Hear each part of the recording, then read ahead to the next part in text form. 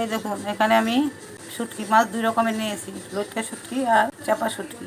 এখানে রসুন বাটা, কাঁচামরিচ বাটা, পেঁয়াজ, এখানে কাঁঠালের বিচি, আর এখানে কচুরলতি ভাপিয়ে নিয়েছি। এখন আমি কাঁঠালের বিচি দুই রকমের শুটকি দিয়ে লতি রান্না করব। কড়াইয়ে তেল দিয়ে দিচ্ছি, সরষের তেল। তেল গরম হয়ে গেছে, এখন পেঁয়াজ দিয়ে দেব।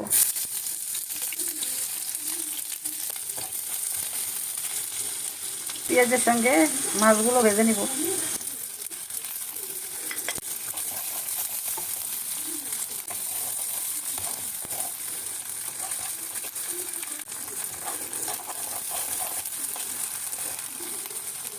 মাছ আর পেঁয়াজ একটু ভেজে নিয়েছি।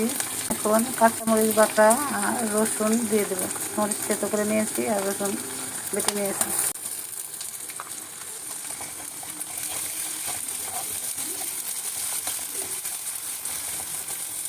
রসুন দিয়ে আর একটু ভেজে নিব। লবণ দিয়ে দিচ্ছি স্বাদ মতো, হলুদ দিয়ে দিচ্ছি অল্প। সব মশলাগুলোর সঙ্গে ভাজা ভাজা করে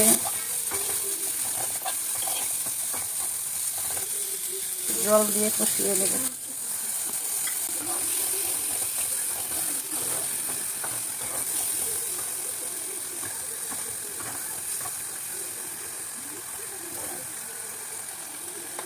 মশলাগুলো ভালো করে কষানো হয়ে গেছে, কাঁঠালের বিচিগুলো দিয়ে দিচ্ছি।